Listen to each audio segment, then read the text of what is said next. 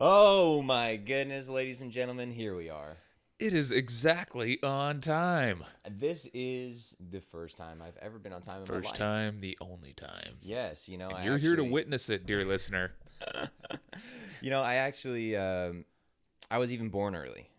But that was the only time I've been early in my entire life. And my mom always says, she's like, I'm going to be late to my own funeral. She says that about herself. And I'm going to be late to my own funeral as well. As long as you're only like 5 minutes late, I think there's a grace period there. I think Death doesn't really mind. He's a pretty nice Oh, guy that's good. or Oh, girl. you guys Yeah. chat often? Well, no, but I'm reading Neil Gaiman's the second part of the Sandman series right now, which our buddy Danny lent to me. Oh, And nice. yeah, apparently Death is this pretty cool chick. So Oh, yeah. I like it. I like it. I have to say, Ryder, when he got here, unfortunately for you viewers at home who were thinking that we have this lovely relationship where he just stays in my cellar, he actually lives in his own humble abode, and he comes over in the morning for us to shoot this, so we could be here live in person for you guys. Yeah, I drive all the way over here. It's quite the trek. Yeah. It's I'm very impressed that you make it. Yeah, but when I am at home, mostly I just sit around pining for being at Reed's Yes, I mean, who in the doesn't? basement. Who doesn't? Well, anyway, so he had been texting me when he got here, which is very millennial of you, by the way. Oh, thank you. For Wait, an old man, it's tough on the thumbs. yeah, Yeah. yes. And I was like, dude, just call me. Like, I'm doing things, walking around. Like, I'm gonna miss your text. And so he called me today, and it pops up and it says, Ryder Richards, Danny's friend. So that's your title. In That's my my phone. tagline. Yeah. Nice, nice. Yeah. One of these days I maybe can achieve to be more, Yes. not just rando dude on the couch or, knob tickler or whatever One the of these thing days, is. when Oh, you grow but by up. the way, that knob reference was an audio reference we made earlier. It Ah, wasn't, yes. yeah. I'm not Needed sure to I quite. clarify that. I'm not quite sure I picked up on that. We were talking about tweaking the levels, and yes, I think that's funny that you bring that up because that's the topic for today. You know what else is funny is my mic stand, which is $20 made in China and it's failing. I'm so surprised. What? You Oh, mean you need to spend money for something to be quality? man. Oh. Oh my When goodness. I was a kid, then, oh, wait. Anyways, we were saying Right. today Not the enough time to topic get into my stories. today the topic is going to be humor. Or comedy, or however you want to phrase that. But that's one of the things that we're going to be talking about today. But before we talk about that, let's talk about. Let's recap a little bit about what we talked about yesterday. Yesterday, we kind of opened the lid on privacy. And we started to kind of introduce some of the history. We talked a little bit about how it came to be and the difference of search and seizure, and then governments right to bear arms probably right, came right. up in there. Yeah, we do have a lot of extra topics we didn't quite get into, but yeah, the privacy topic once it gets into those human rights and it gets into the way our society functions. Ooh, man, like that's opening a can of worms, and it could go on. I mean, we could just have a whole podcast We dedicated could, to that. and I'm sure And there are I'm plenty that not are. one episode, but yeah, like Right. years worth of just ranting Because online. yeah, I mean, we just barely started talking about the data part and how you're kind of like Linus from Charlie Brown. You're spewing data all over, and people are making money off of that, and people are using that to know who you are and sell that information to other people. So we barely touched on that in social media. So we'll be coming back to those things. Yeah, that'll be good topics. And of course, we'll try to do a little bit of research and be able to point you in a couple of directions that we think are interesting. That becomes a problem with some of these topics when they get so large is like, what is relevant to talk about? Because I Yeah. think Reed and I could just go on tangents all day. Yeah, indeed. I think that'll be our next show, Tangents All Day. Yeah, new show title. But yeah, why don't you remind us what our challenge was from yesterday, both in case someone wants to do Yeah. it now or in case they already have. So we talked a little bit. I had talked to you about having a security specialist friend of mine say one of the things that he recommends is not to use either the same browser or the same search engine all the time. So typically when we say things like Google it, then that's just using a search engine. You could also use Bing or DuckDuckGo. There's a whole variety of them out there. And fascinatingly for me, our challenge was, of course, to try to use something different. Just to sort of break up your habits and make sure that you're not giving all of your information to any one source. And one of the things that I thought I would do is actually use Google. So I didn't download Chrome on my phone, but I do have Google, which is probably basically the same thing. So for the first time in a long time on my phone, I used Google to search for something. Wow. Yeah. So you went the opposite I direction. did, Right? I did, because I figured I'd been using like things like Start Page and all these other ones that are sort of, I don't know, hidden and pretty cruddy actually, and I was just blown away at how amazing the results are. Like instantly with Google, it was like spot on what I was looking for. Usually I have to scroll for 2 to 3 pages on some of these other Right, search which I engines. mean gets to that whole trade-off, right? That's why Hmm. people are willing to give up their privacy, and they don't want to pay, Right. because one, they don't see the value because it's always been free, which we touched on a little bit, but we'll drive that home a little more next time. But for me, I took it more to heart, and I was making a recipe the other day or yesterday rather, and I was like, I don't remember. Is this 1 cup or 2 cups? So I got out and I walked over to the library and I talked to the librarian, and she pulled up the stacks of newspapers, and I pulled through the slide sorter and I Oh pressed one by man, one. It was great. wow, you went way back. You know, Like, were you just trying to be like an old man like me? What? every day, every day. Achieve more, waste more time, go to Yes. the library, talk to people. Wait, talk to people? Why would Ah, you so ever do strange. that? Isn't it awkward? Don't you get queasy inside? I kind of am right now, honestly. And with that, I think that's a great transition. That was a joke, by the way. I did not actually go to the library. For those of you at home who are like, man, he went to the. I actually did go to the library the other day, but did not do anything with the slide sorters or anything And like avoided all people at all that. costs. All Yeah. people. Mhm. Speaking of all people, I figured that we should, maybe let's just run the intro real quick. What do you Ooh, think? I like that. That's for all people. There we go.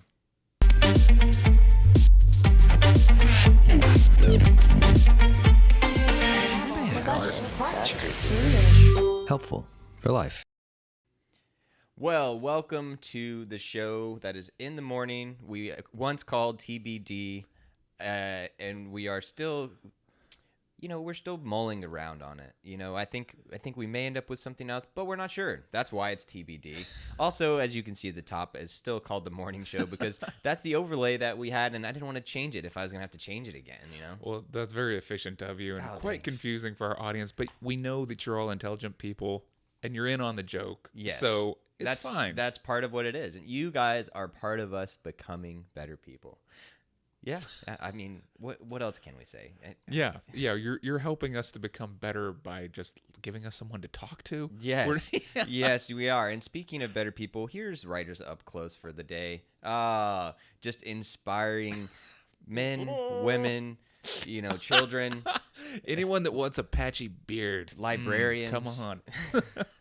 He's good at talking Librarians. with men. That makes him, or not men. Yeah, people. well, Porque no los dos. oh, Anyways, I'm Reed Garcia, the and founder of Helpful Ryder for Life. Richards over here, the guy who plays with knobs. Yes, and speaking of that knob twirler, why don't you introduce us a little bit about our topic of humor today? Oh yeah, so yesterday, being that I am kind of known as, Danny's friend to Reed, that's actually my category in his phone.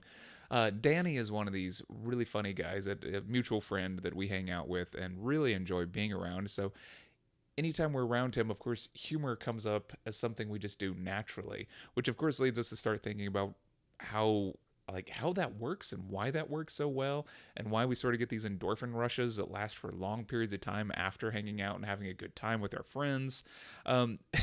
There's just a little note whenever we were sort of doing the script for the show today that was the good kind of idiot.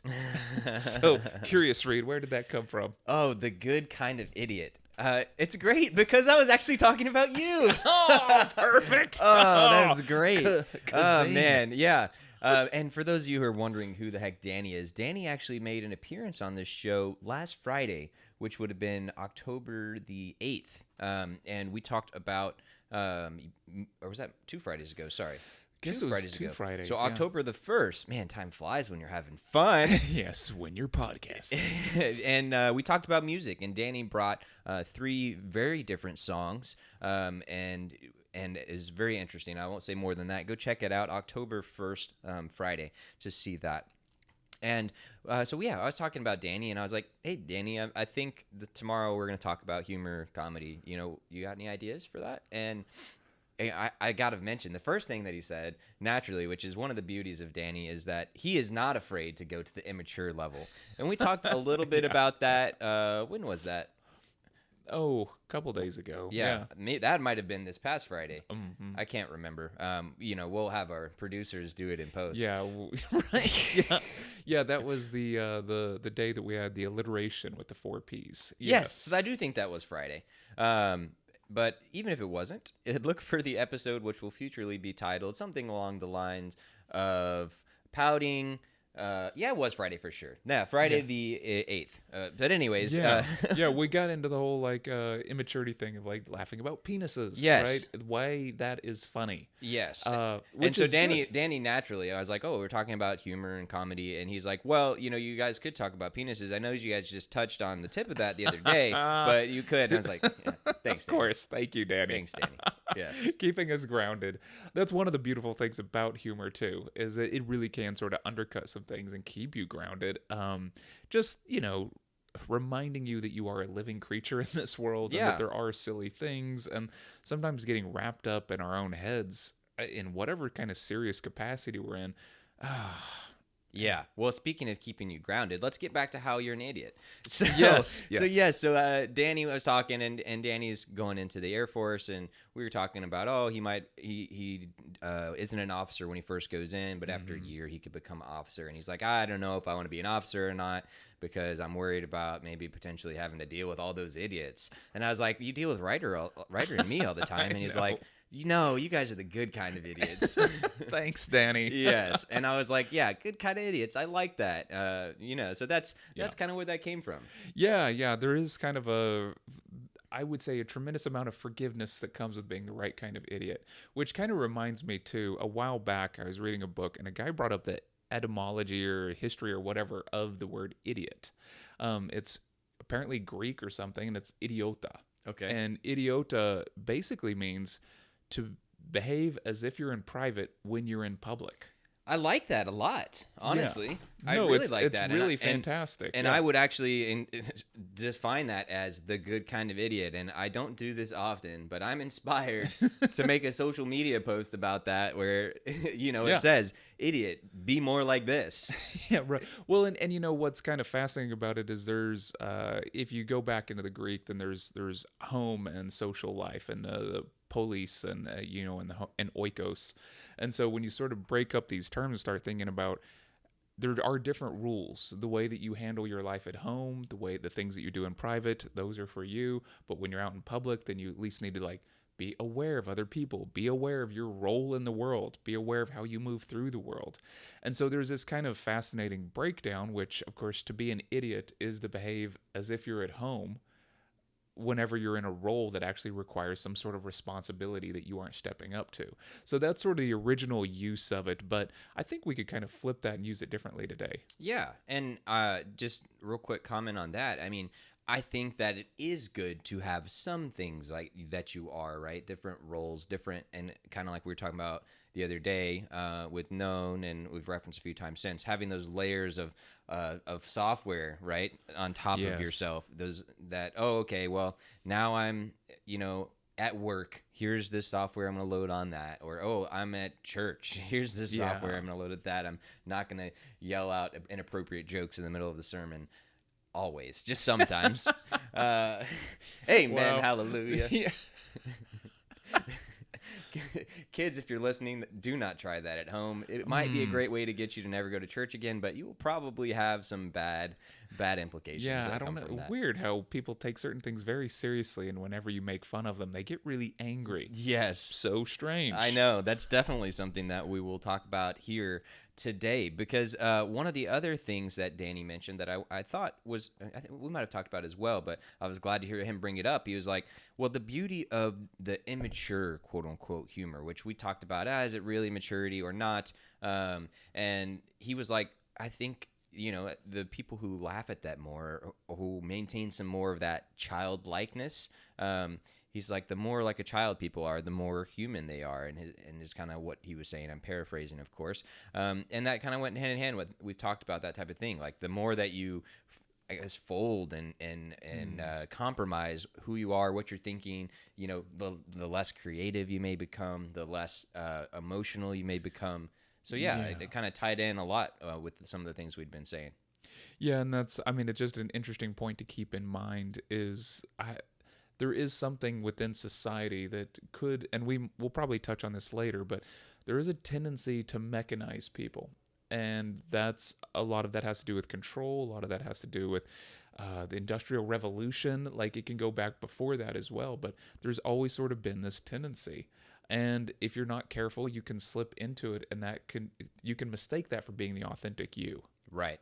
And for those of you who are at home, whether you're here with us live or you're listening after the fact, go ahead and throw down in the comments, you know, what does humor mean to you? What does comedy mean to you? You know, what, maybe it could be something that you find funny. Maybe it's something that you don't find funny. Maybe you completely disagree with us about this immaturity thing, and we're just not mature enough to realize that. And then we'll probably make immature comments on your comments. We probably will, yes. And that is most likely a guarantee. But yeah, so I think in general, a good place to start with most topics is, you know, what's kind of the history of humor? Like, how did this come about, and what, you know, how has it changed forms over the years? Yeah, no, good questions. Of course, when back in my day, in the 1600s, no, I mean, this is also something as it seems to go through phases according to what a society needs, which is, I'm going to, I think, continually sort of bring this back to the social aspect, because while humor feels very personal, it might actually play a larger role in society. So when we get into things, I know Reed and I briefly touched on this idea that maybe there's something really amazing about slapstick, physical humor. And, yeah, I was gonna say, define slapstick for us. Yeah, you know, I would say the Three Stooges are slapstick. Physical humor would be something like Charlie Chaplin. I think, of course, during the times of like silent movies, physical humor was a fantastic way to convey anything. And just to give some examples of physical humor, one of the most common things that I can think of is when you're trying to entertain a small child. When in doubt, pretend that you hurt yourself somehow, or you fell down, or whatever, and that kid will just start cracking Why up. is that so funny, Reed? It's got to be hardwired into us somehow, right? Because I think, and I don't know if this is true for all humor or all comedy. I'd be curious to hear your thoughts on it, but I think the main thing, one of the key factors of comedy is something unexpected, right? You're sitting there, and like, if they're talking about the anatomy of a joke, like, part of it is like the setup. You're setting up the thing, you're telling the story, you're painting the picture, and then you're making it look like things are going to go one way, things are going to go this way, and then just when people think they know, you twist it on them and you tell them something completely out there, and maybe the more left field, the better.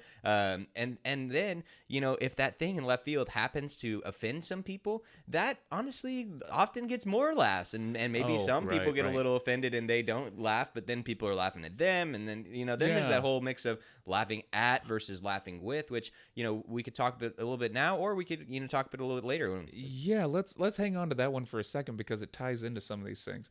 So just the example you were giving up there, I think I did a little research, and there's sort of 4 early or sort of broad categories for why people laugh, because laughter is vital, right? It seems to be very important. It's a human trait. A lot of people have it, and so a lot of people have asked the question, why? Well, one of them might be the superiority thing, right? So when somebody hurts themselves, like for the child, when you pretend to hurt your hand or you fall down, and then they start laughing, there's something humorous about that, but there was this idea at one point that humor was because we felt superior to the other person. So this would definitely be kind of a laughing at.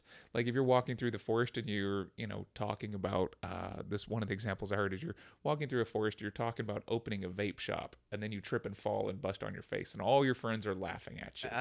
Was that Confucius who said that? yeah, that was when you want to open not a vape shop, young one. Yeah. No, there's this idea that, are you laughing at the person because they hurt themselves and you feel superior? And that becomes this idea that even you're talking about, even if a comedian makes this joke, but you end up insulting somebody. Yeah. Like, does that result, you know, what is going on there?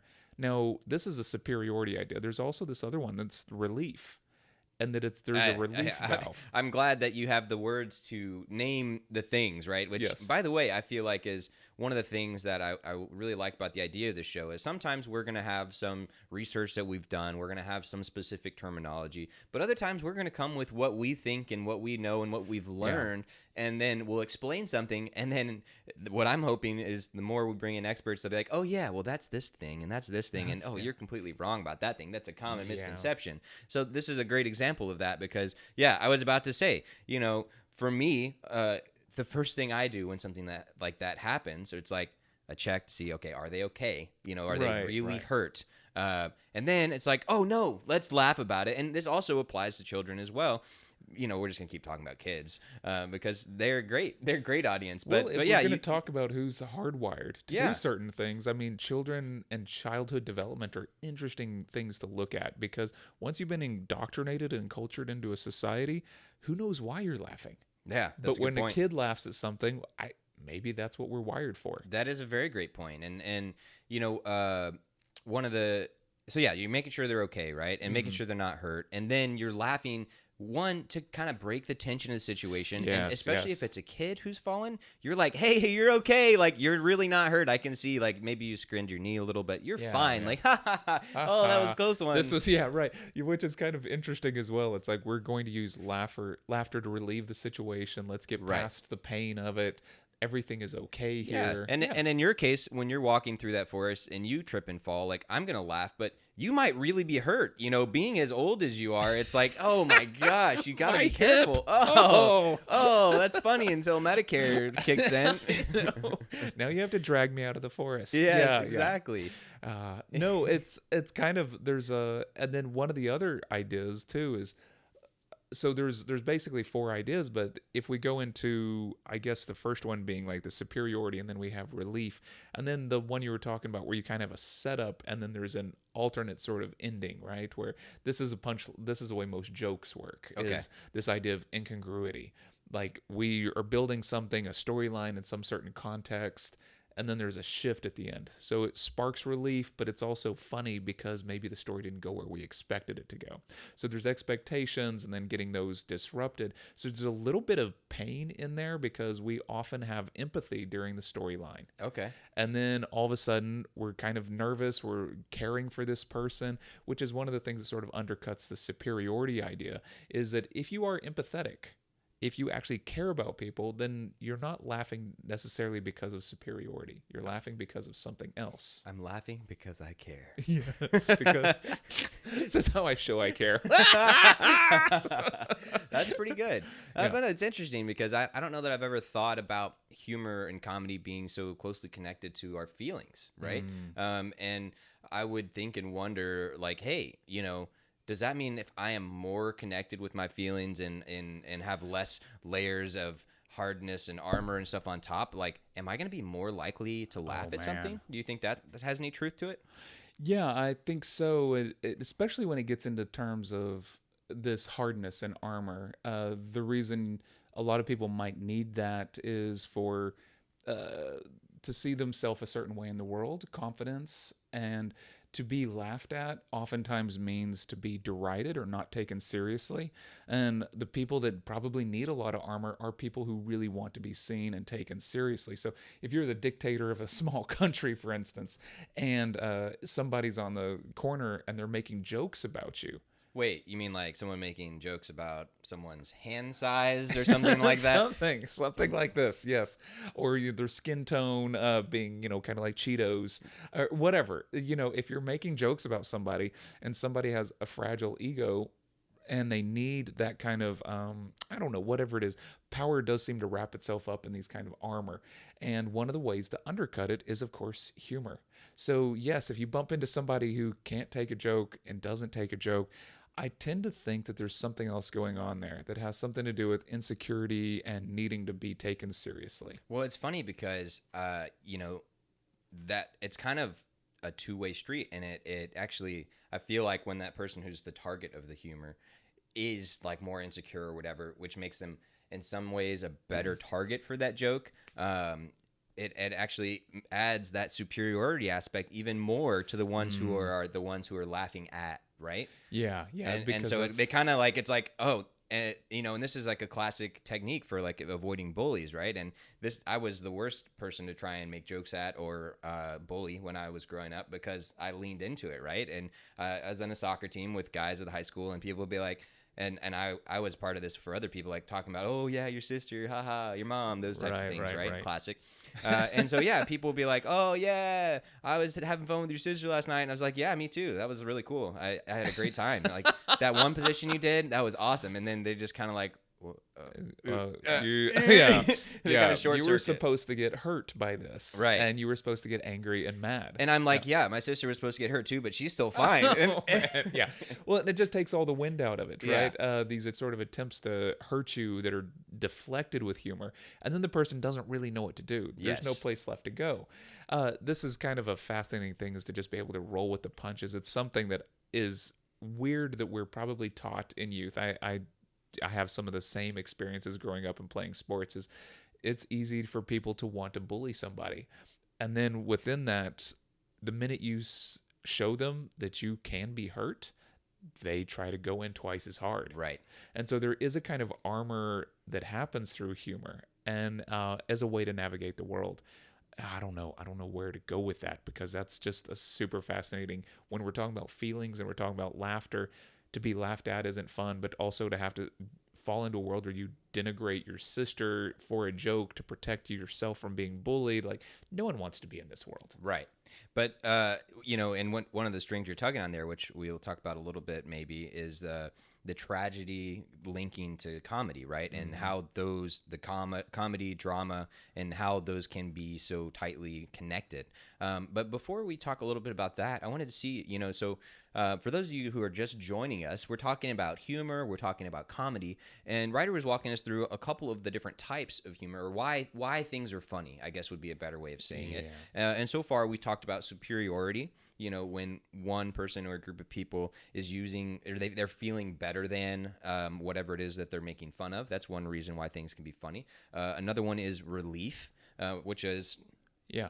The sort of reaching back to homeostasis, feeling either tension, pleasure, pain, something, but laughing gets you back to a normal. Right. And so that's for one example we used is if you are playing with a kid and you pretend to hurt yourself and then you're like, oh, we're all good. Right. Yeah. Right. And the other one is the third one is incongruity, which is a way of saying, hey, I'm setting up something to make you think it's going to go this way, and then I'm going to completely break those expectations. Is there another way, or is that kind of the main? That's one of the main ones. There is a fourth way, but for the incongruity, one of the things that always comes to my mind when I hear that one is that Groucho Marx joke where he says something like, oh, what is it?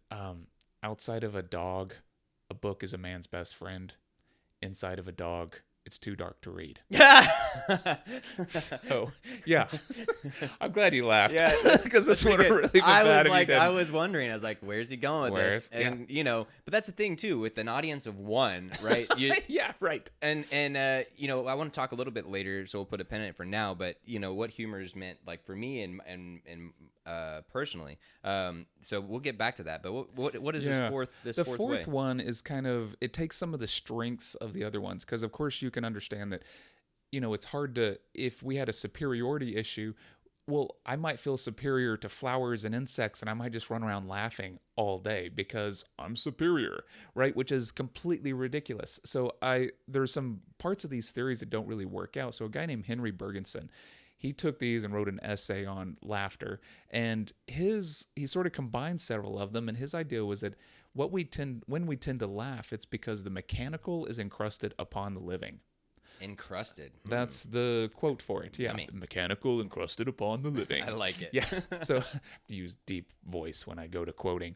One of the things about that's so fascinating is when you consider the living and when you consider the mechanical is, of course, a very human idea.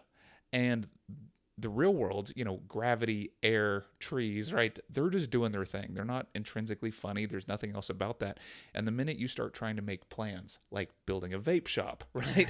And then nature trips you up and you fall. We're actually laughing because you were not paying attention to the reality that you were in. Okay. You gave up on the living flow of how the world operates, and you started trying to mechanize it. And the minute you started doing that, then we start laughing because it is quite humorous because of the folly involved, like making plans while the world moves on around you. So there's a certain, once again, tragedy comedy that's kind of like meshed together, because it is tragic that humans would try so desperately to mechanize nature. So I'm not gonna lie, I think that one is a little harder to follow, a little, I don't know, maybe a little deeper. Would you agree with that? Yeah, I do. I think it's at some point it doesn't seem like it's humor at all. It seems like a way to think about, maybe it's where laughter might come from in certain cases, but it seems to spring more into like how it interacts socially, how it interacts with the world. It seems like sociology, seems like a way to explain a lot of tendencies within humans. And whenever I hear jokes, I almost never think, haha, that was the mechanical encrusted upon the living. Like that never shows up in my brain.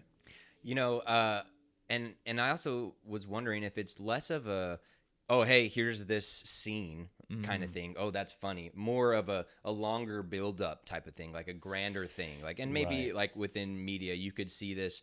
And for example, like there's a book and there's this big long journey and then something happens at the end or whatnot. But one thing that kind of pops up in my mind is a situation in life where it's like, hey, this thing is happening and you think you have control over it and it's going to go this way. And then all of a sudden it's just like completely not, largely probably out of your control. And the phrase that comes to my mind is, well, I had no option but to laugh. Right. Would you say that kind of falls in that camp, or? Yeah, I think that's part of it. Is this, once again, I think the idea of any kind of control is a very fascinating notion. And I think because we live in a civilization that makes us believe in the illusion of control, then we keep leaning into that illusion.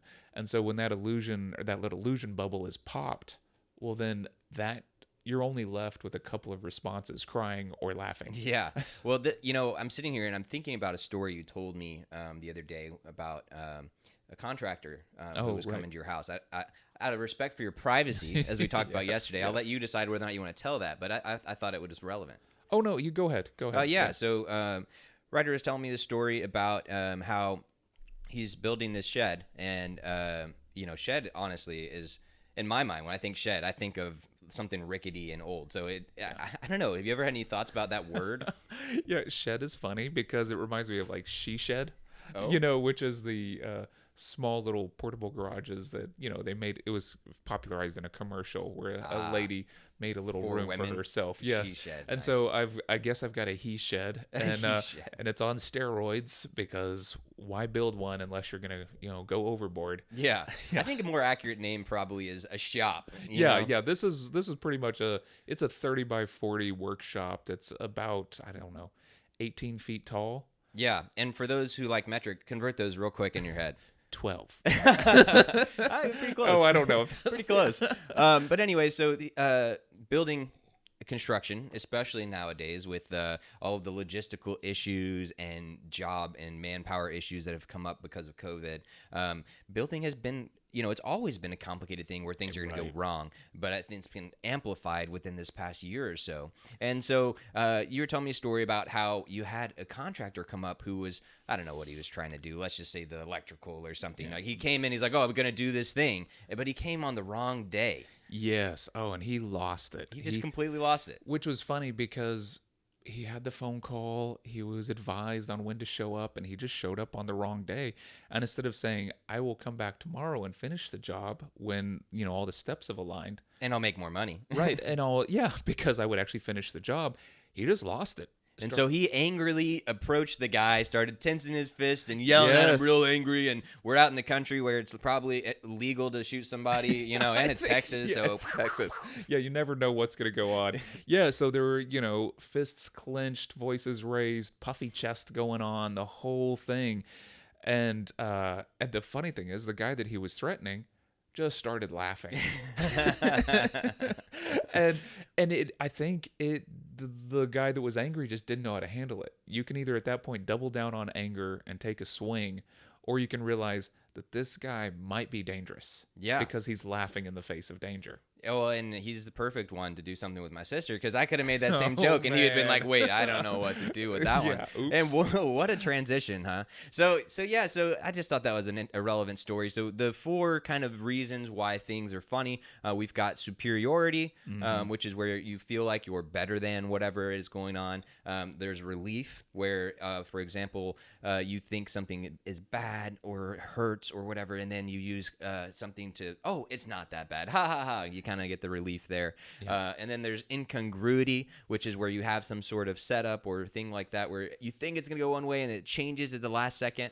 And then mechanical, I'll let you describe that one more mechanical time. encrusted upon The the mechanical living. crusted upon the living. Yeah, which is just getting out of sync with the way the world actually operates. With the way the world operates. I like that a lot. So speaking of being out of sync with the way the world operates, let's talk about me. Yes. And I'd be curious to hear your thoughts too about how humor's played a role in your life. But for me, I've always been very sarcastic. And I've also always loved off the cuff improvisational type of things. If I were to choose a type of comedy that I feel like I would do best at, it's improv versus stand up. I think I could do that type of stuff too, but I just really love going off the energy, going off the feel, and also just going for it, right? Yeah, no, improv is fantastic. My wife actually took improv classes for a while down here in McKinney, and getting up on stage. And what's fascinating about improv is that everyone's in on the tension within the room. And that's also something that's fascinating when you're talking about building up these stories. There's a lot of tension, and everyone wants the person to do well. And whenever they nail a joke, that relief, right, just through the roof, and everyone is ecstatic that the joke was nailed. So there's something about improv that's kind of great in that it's a social dynamic at the same time. I think it's different with stand-up. Yeah. I think showing up with your routine and your patter and rocking through it in front of an audience, that's a whole different art. How do you make that authentic? How do you pull the audience in when you've already got your jokes lined up? Yeah, and it's got a whole bunch of, they both have their own different skills and things that make it really good. And one of the things, this is true for both, but certainly with stand-up is you have that rehearsed routine. Well, one thing that you want to do is you want to have callbacks, and you want to say, have some joke early on. It's about this dude who's making a vape shop in the forest with Confucius. Right. And then all of a sudden, 5, 10, 20 minutes later, you bring up that same guy in some other joke. And it's like, not only is that funny now, but he's bringing up that thing he talked about a while ago. Yeah. It's also, you're then part of the inside joke, right? Like you're in on it. You saw it, you're like, that was a clever callback, right? The cleverness aspect is something else that I'm, when we're talking about humor in our lives, like I can be funny on occasion, but I'm not like always funny. And I can attest to that. Yeah. And I've got friends who are just so witty, and they're always on it and just nailing it. And what's funny about that is when you're hanging out with them, then oddly enough, I get funnier too. Right. It's like we all raise our own levels of funniness until I think that we're just hysterical. Like I think when my wife walks in, sometimes there's a bit of an eye roll. For sure. But well, let's talk about that, because that was one of the things I wanted to bring up last time you brought up your wife. We're talking about, goes for the easy ones. talking about your wife. I mean, come on, you just softball me right there. I just threw it out there. Oh man. But yeah, so when we're talking about how she took the improv class, and some of the things that popped in my head were the environment and the setting, right? And that's a really big part of it, right? And it also kind of ties in with me talking about myself and how humor's evolved within me, because one of the things that I've really enjoyed using humor as is me not being afraid to fail. And I am A-okay with throwing out some joke, and especially the larger group there is, because you know what? I say, if I get at least one smile or even one chuckle, like, it was worth it. Like, it doesn't matter if it's 5, 10, 15 people and 19 people think I'm bomb, and it's also, for me, at least most of the time, I don't care so much if that person's laughing with me or at my joke, or at the fact that I made the joke, or that it was just so far out there or whatever. They're laughing. Like, the thing is there. And one of my favorite things that, my friends and family, they do, it's hilarious because they recognize that I have so many bad jokes, right? And so they're like, and of course they hear the most of them, right? Because they're around me so much. And it's like, they want so hard to not think something is funny, and so sometimes they'll do the fake laugh, but then they'll start real laughing, and I'm like, you can't fake laugh into a real laugh. It doesn't work like that. Oh, that's great, though. I mean, at least you're getting it, right? Because we're talking about these. If this is important to the way we move through the world, right? And it's hard to, I don't know, when things get too serious and then laughter shows up and it really kind of undercuts some things. Man, it just makes the world easier to move through. Yeah. It makes the day a little bit It does. better. It makes it a little bit brighter. So I'm a big fan of humor in that way. I also sort of realize my default tendency is to laugh at almost everything. It doesn't even have to be a joke. Like, it's just like, I'm prepared. I'm primed to laugh because I want to. Because I love laughing. And that's the thing too, right? So it's about context. It's about expectations, right? And so the story I was going to tell was about how, you know, you and I, we have all sorts of jokes as we're going on this podcast. We have a general funny, entertaining type of vibe when we're hanging out, both on and off set, right? Set. We're so fancy. But yeah, so I had just come off of this week of doing this live stream, and I was feeling pretty good. And then I just gone and played disc golf with Danny, and then we were joking. Of course, we always are joking, having a good time. And then I came back to this meeting, which was this. It was a business meeting, right? But it's also like with this group of entrepreneurs, right? And it has this, like, they've done a great job curating this community, and it feels like you're friends with these people, you're supporting each other, you guys all want the best for each other. So it's this like mix of friends and business, and then on top of that, it's remote. And you know, I've not met any of these people in real life except maybe one. And I came into the middle of the meeting too. So it's like I didn't have a read for the room or any of those types of things. And basically it came to me, and there was the guy who leads this company, and it was like my chance to ask him advice on basically anything. And he's like, I was like, oh, sorry, I came in late. I'm not really sure what the format of this is. And they're like, oh, you've got 10 minutes, like you do whatever you want with it. It's like, oh, that's dangerous. And it's like, no, but you could talk about whatever you want. You could ask me something your opinion on. And it's like, oh. So I said, oh, well, I'm from Texas. What are your thoughts of the abortion law that just came out? Oh, crickets. Oh, really? Freaking crickets. Oh, dude, And I would have been laughing my butt off. Exactly. Oh. And I was like, ooh, big context switch there. I know. And I was like, oh, man. And the best part, too, is like, oh, this is recorded. This is great.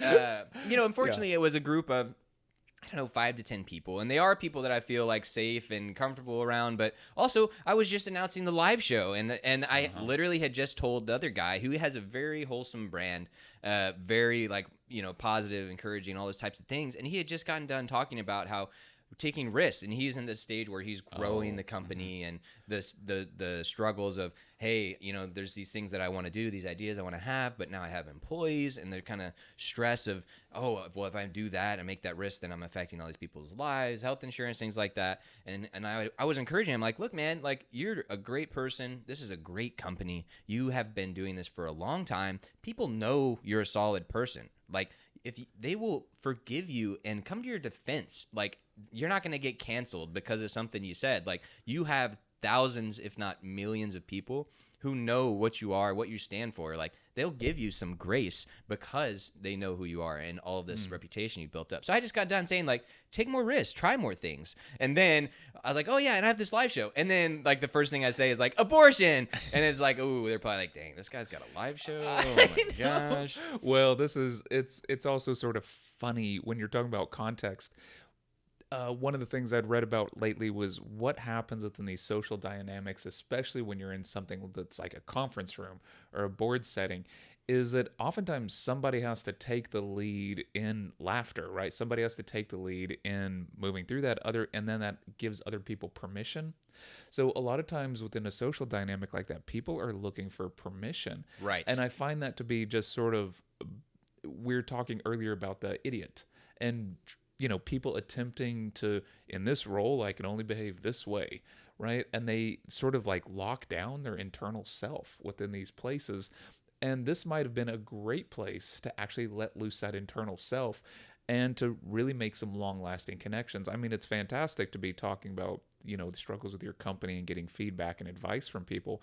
But at a different level, like maybe you could just be an authentic person in that moment, and that's really hard to get to sometimes. Well, and again, like I said, it's amped up because I've not met these people in person, and it is virtual, and it is a work meeting, and it's actually a work meeting with a subset of the people, and so yeah, there's all these layers, right? And then yeah, I was like, oh, okay, moving on. But that's for me, that was one of the things about humor is, I wasn't afraid to fail in that sense, and I'm not afraid to say those things because I know a lot of times like people will laugh or whatnot. And to be frank, I didn't look in the gallery, so that's another thing. Everyone's muted, so maybe I got one or two chuckles, but it's just dead silence, right? That's one thing I definitely don't envy comedians who are trying to do, or the people who are doing their shows from home, like say Jimmy Fallon or Ellen or whatever. They're doing this thing. They're typically performing for a live audience, which there's palpable energy you can feel, and you're going off the crowd. Right. And then what's funny about that is once you get the crowd into it, even the remote audience feels the energy as well. So speaking of all this, we do need to transition a little bit into like stand up again with like Dave Chappelle. Have you seen his latest? His latest, I think he has one on Netflix called Closer that just came out maybe in the last week. I know I at least started it. I cannot remember if I finished it, but feel free. Please talk about it. Well, there was something fascinating because he's definitely using humor, and he's been doing this for a long time as a way to speak truth to power or truth to a system, right? Or at least his truth, he pushes back against racism and all sorts of other things and sort of shows incongruities within the system. And when he says it, we all go, oh, that's funny because it's true, right? And that's one of the That's quotes. another phrase, right? Yeah, it's funny because it's true. That's such a popular phrase when you get into these things. It's funny because it's true. But he also was bringing up some things that were touchy because there's certain people that apparently you cannot make any jokes around without getting canceled. And so he's pushing back against that culture. He's pushing back against cancel culture. And he's sort of also incorporating race and, just hatred within a general system towards different people. And it's funny because the entire thing just reminded me about truth and victimization and this kind of culture we're in too, where a lot of people claim to be victims very quickly and very easily, and he's kind of pushing back against it. But we're talking about the audience, and I'm watching in the front row, there are a couple of people that are just not happy. Oh, really? Yeah, about halfway through the show, you can start watching the audience, and you can just watch these two people are just sitting there, just faces scrunched up. That's just, hilarious because you would seat. almost think that, that they know this thing's being filmed. And I forget. Oh, he did it in a big theater, though, right? Yeah. So you can't. You don't have as much control. But that is a a thing that some people will do. Is right. Like especially for the ones that are going to be most filmed. Is like we're going to make sure to put people there who we know are having a good time and that kind of thing, right? So I'm glad to see actually that some people had that kind of reaction because it also shows like, hey, not everything's for everybody, and not everyone has to think everything's funny. And then also, one of the things I think we alluded to earlier, but if you don't think something is funny, or if you are offended by something, like if you find yourself feeling some sort of negative emotions, like maybe you should turn around and point that finger at yourself and be like, well, why do I think that? Why do I feel that way? Yeah. And maybe there's some truth there. No, there really is. And it's one of the fascinating things is a lot of times I think what he talks about a lot is how we identify with groups or communities. And then when anyone says something about the group, we take that as a personal slight, right? Even though it's against the whole group. Yeah. Right. And I understand that there needs to be, societal pushback against certain things to get enough sort of pressure behind it so that people will stop stop being homophobic or stop being transphobic or stop being racist. So you have to have there seems to be societal constraints that are built around this, and that comes into like political correctness and other things, is that these are overall societal pressures to move something a certain direction that at least a majority of people would agree would be progress within that space. Right. And some of that also comes from, am I a part of the group that I'm making fun of? Because that makes it safer or more politically correct to do, right?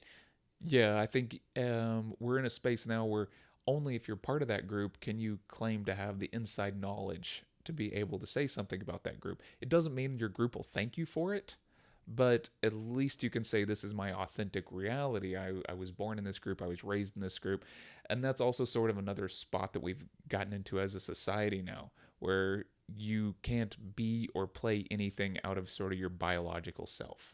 And that would be an interesting psychological experiment, which I wouldn't be surprised if they've done, but I would love to see the same joke performed by different people, all abstract, random people who, have good delivery and all that kind of stuff, but they're not somebody who anyone would have any background knowledge or things about, right? So, for example, like if you're making a joke about black people, like Dave Chappelle makes jokes about black people all the time, right?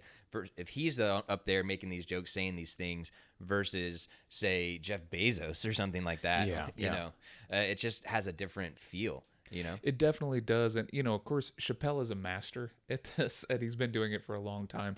And so what's funny is I might show up for the jokes, but what actually keeps me coming back is that I feel like he has a message he's crafting, and he's crafting the story around a very deep personal message that at times is based on hurt and pain, and he's finding a way to get that message across and to an audience that before was ignoring it. And I really like his stuff, and just to give a little extra context to who he is, he actually started, I don't know if he started out, but at least his biggest rise to fame came when he had his show. He called the Chappelle Show, and I forget which network it was on, but it ran for a couple seasons, and then he actually ended up leaving because a little bit of tension between him and, say, I don't want to say the producers, 'cause I don't know exactly who it was, but some people that were creating the show.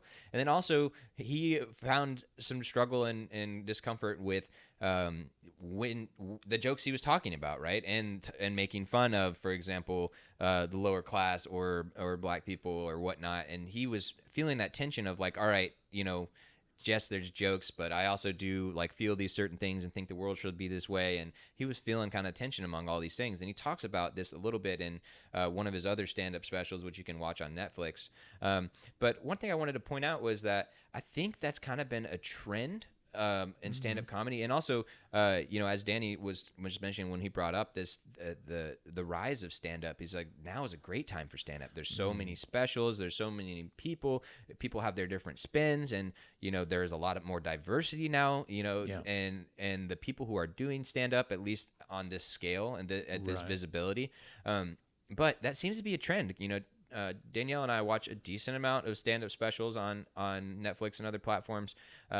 And you see a lot more of them have this kind of message, right? Or combining that with also more and more stand-up, I feel like, is comfortable with taking you to the sadder, the more tragic types of things as a part of this whole stand-up special, or darker side of things, right? Another one that comes to mind is Bo Burnham. Right. We turned on his last special late night with some friends a couple months back when it came out, and I was like, oh, I really like Bo Burnham. I'd love to see this. And it's like, all right, 11 o'clock, and you're like ready to laugh, and then we're like, oh, this is dark, and it's like, and I really like it, and also from an art perspective and from the messages he's sharing and the lyricism, a lot of reasons why I like him. But I was like, that wasn't the vibe I was feeling right now.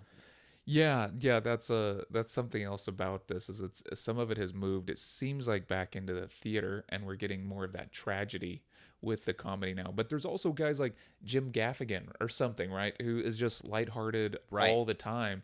It's almost like a whole brand based around family humor. Yeah. And so it's almost like exactly what you're getting there. I don't know if it's necessarily too much incongruity. It mostly seems to be him making fun of himself. And you just get to tune in and watch this and laugh. And one thing that popped in my mind was, so tomorrow I'm going on vacation. Yes. Yeah. So we're still going to have this show Thursday and Friday, but we will both be doing it remotely, not in this lovely studio that we have. So we'll have a little bit of change of background. But I'm going on a vacation with my in-laws and that greater family. And one of the ways that we've vacationed a lot in the past was cruises. Mm-hmm. And, cruises seem to be kind of a polarizing thing. I think largely by people who've not been on them, which is kind of funny how that works. But I've been on a lot of cruises now. I would say somewhere in the 5 to 10 range. And one of my favorite things about the cruises is comedy. So we go on the Carnival Cruise Line, which pros and cons to it, but it's largely a family-focused thing. They have activities for everyone. It's also on the lower end of the price spectrum. It's more accessible, not as high class, and you don't have to dress up as nicely for dinner and things like that. But one of the things they have is a comedy club. and not just a comedy club, but they do 2 to 4 shows every night. Oh, wow. Which is amazing. It's my favorite part because I love comedy, and it's like, what better way to, get yourself laughing, having some drinks, having a good time, spending time with people that you love. It's awesome. And they have 2 comics. The way they do it on the ones that I've been on, at least, and they have the family friendly ones at like 7 or 8 o'clock, and then they have the adult ones later on. And not only is that great because you get that mix of humor, because in my mind, like, it's easier to make the penis joke or make the sister joke or whatever, and those will still get the laugh, right? Also, the easy or the cheap laugh, right? But in my opinion, it can be a little harder to put together family-friendly comedy man. that is funny. Yeah. And not only is it funny, but it's safe, and also it's funny to people of wide ranges of age. Like, I think that's a much bigger skill. Yeah, I think that's one of the other things that is maybe not talked about as much, but the sort of classic skill of guys like the Smothers Brothers or something, right? Where they could make people laugh and they were on television, so it had to be super wholesome. And these guys are insanely like wicked intelligent and smart, but they aren't going to these places that could be dark, that could be inappropriate, and you just go, oh man, like what would happen if you switch that up? So there's something also that we haven't talked about too much, but it's the intelligence that you have to have humor. I think there's the quickness. Why do you think that I was such a good humorist? Yeah, well, that's jury's out. Yeah. No. And then there's the other interesting aspect that is brought up by guys from Monty Python. One of them actually said, I don't remember if it's Terry Gilliam, but he sort of said that you have to have pain in your life in order to be a comedian.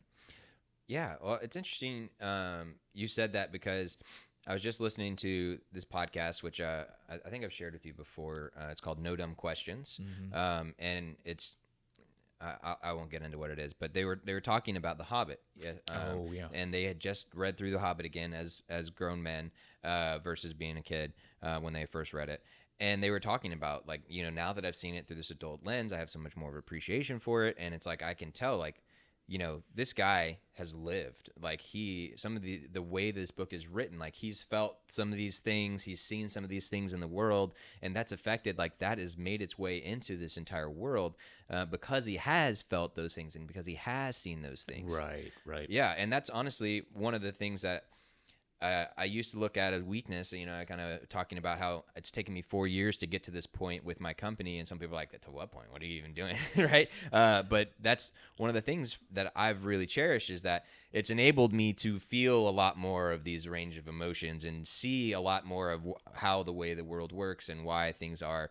And I feel like that has now made me a much richer person in enabling me to better educate and teach and empathize, to bring up that link again, empathy and humor, but also, teaching and connection.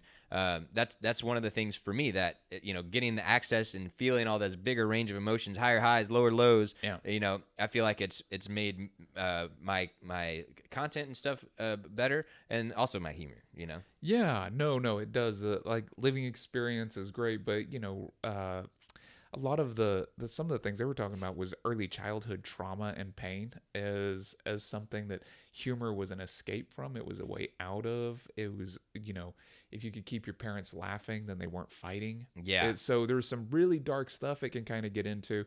But then again, we also have the inverse examples where somebody's like, my entire life was just fine. I was just cruising along, and then just found out I was funny, and so now I'm doing this. Right. But there is, especially I've been to a decent number of open mics and things like that. And there is a very common theme of depression and, struggling. And that also kind of probably goes hand in hand with the struggling artist type of thing. But also, the closer people are tied to that tragedy, they can then turn that tragedy into comedy. They can relate to things like that. But one last thing I want to get back to before we wrap up is, as my humor evolved, I've always kind of had that sarcastic thing. But I used to be much more attacking of people.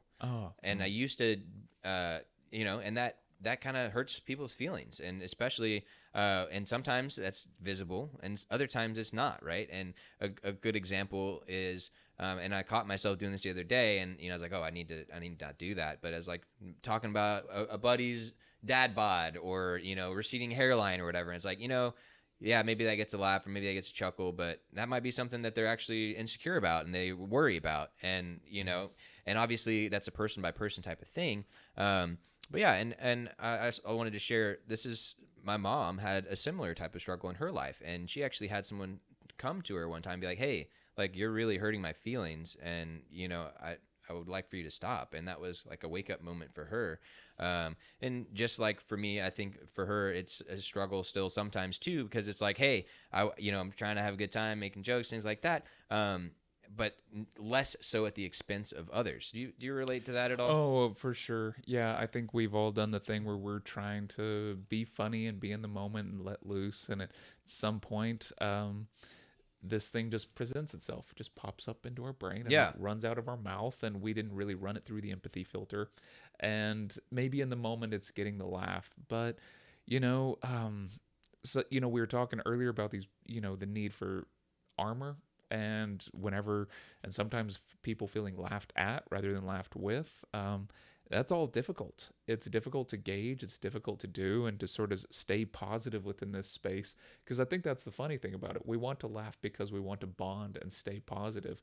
But on occasion, it can slip into these other realms. And then I think you just have to be as kind of open to fixing that situation and apologizing as you can. Yeah. And just trying to wrap that person back into the fold if possible. Yeah, and that's again where, environment and context and who you're doing those things with, and that's why, like, especially in man culture, especially here in America, right? Like, bringing other people down is a big part of it. Like, oh, especially when you get sports involved, it's like, oh, haha, you missed that shot, you scrub, you idiot, blah blah blah. And in video games, and it's like, oh wow, come on, dude, let's go. And I do think sometimes it's good, but honestly, I think I'd like to see it move more and more away from that, because I don't think people realize the true implications of it all, especially when you add in the fact that, for example, with video games, like, you are removed from that person. Like, they have a screen name, you can't see how they're reacting, you don't really know this person that well, and maybe it's someone random that you don't know.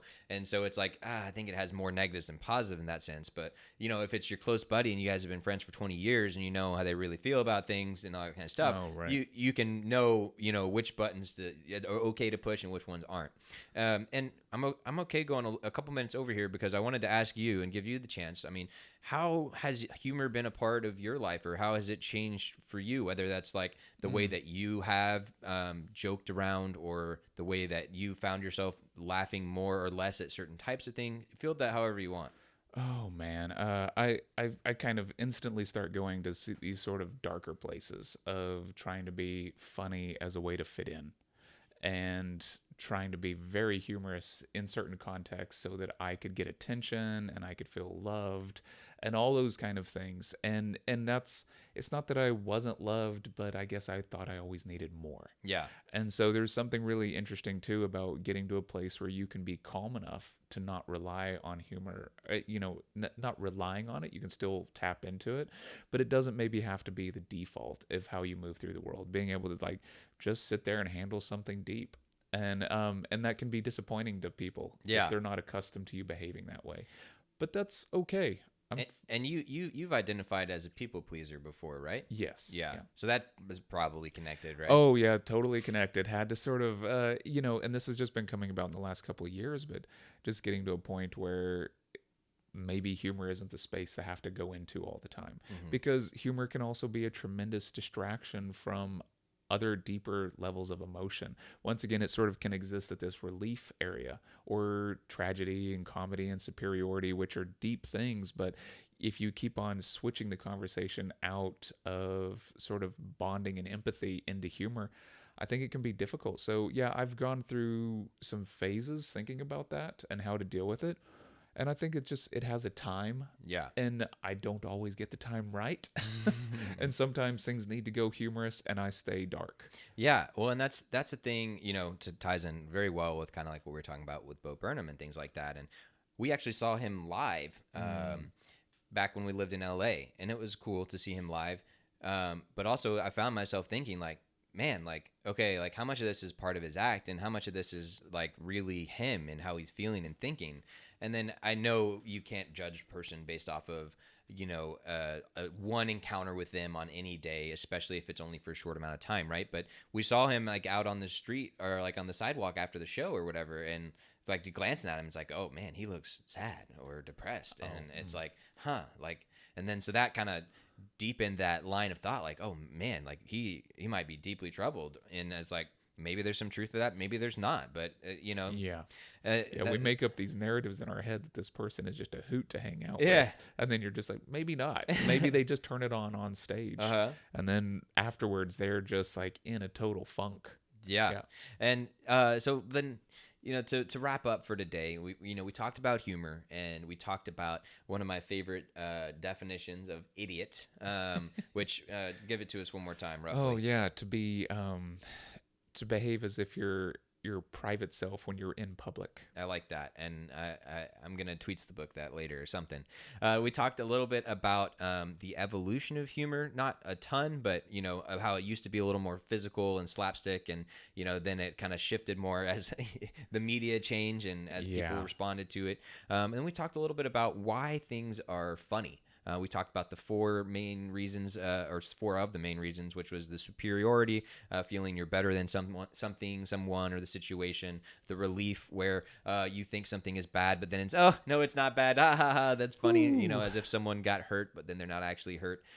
We talked about the incongruity, which is where you have a setup, and then you completely twist it at the end, and something completely unexpected. And then we talked about the mechanical / living, which was, give me the quote one more time. Yeah, mechanical encrusted upon the living. Mechanical encrusted upon the living, which is a little bit about having being disconnected a little bit with the way the world is working and the way the life is going, the things are going, and then it's a complicated one, but yeah, if you think that nature and life is flowing a certain direction, but you are going to somehow control it and apply sort of mechanical means as if we're at a factory or an assembly line and you're going to program out your life, that's funny. Yeah, I like that.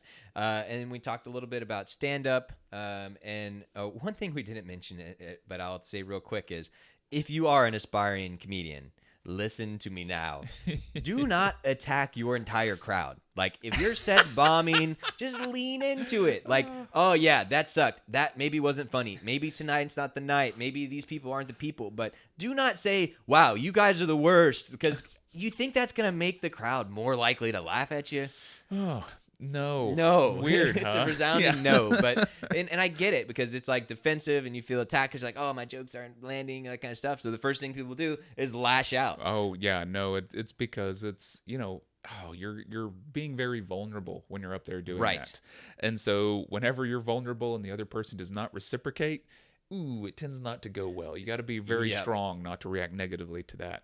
So speaking of all that, do we have a challenge? I'm so glad you said, because that was the next thing that I was going to say. And I'm going to give choose your own adventure type of challenge here. I'm going to give two options, and I would encourage you to do one or both. The first one, I would encourage you to think, what are ways that you could be a bit more of an idiot today?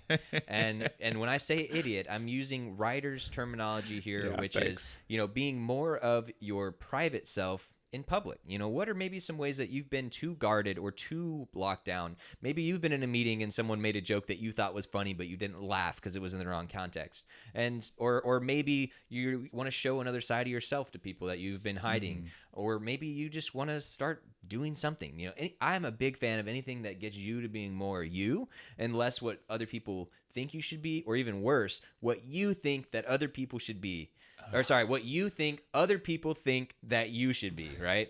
Yeah, if we can make that connection. So yeah, go and be an idiot. So that's my main challenge. And then the secondary challenge is go watch some stand-up. Check it out. If you're looking for a good one that we thought was pretty funny was Kevin Hart's recent special. He actually did it in his own house, which was cool. And he talks about all sorts of things. I think it's called Zero F's Given or something like that. No F's Given, something like that. And that's how he kind of sets up the whole thing. He's like, hey, I'm going to do what I want to do. I don't give an F, right? And it's cool. As a good set, it's pretty funny. But pay attention to your environment and your expectations, right? So don't go in thinking like, oh, this better be funny, or well, this isn't going to be funny. Because guess what? If that's how you go in, you're not going to think it's as funny. Whereas if you're going in, kind of like Ryder was talking about with improv, when you're there, like, you want success for the person. Look for the laughs. And yeah, if you are someone who uses substances, don't be afraid to have a drink or have a little smoke of the Mary J, whatever that gets you a little more laughing. And also, I'll say, it's a lot funnier if you're watching with other people. If you're just by yourself watching it, you're not going to find every joke funny. Maybe you find one kind of funny. But when you got your buddy or your friend or significant other or anyone, right, watching with you, and someone starts laughing, you're going to have a better time. You're going to be more primed to laugh. So those are your 2 challenges for today. Be more like an idiot and go watch some stand-up. Yeah. That sounds great to me. All right. Well, thank you guys so much for talking with us. And by that, I mean listening to us. But we are so glad to have you guys here. We hope you have a wonderful day and get a little humor in your life today.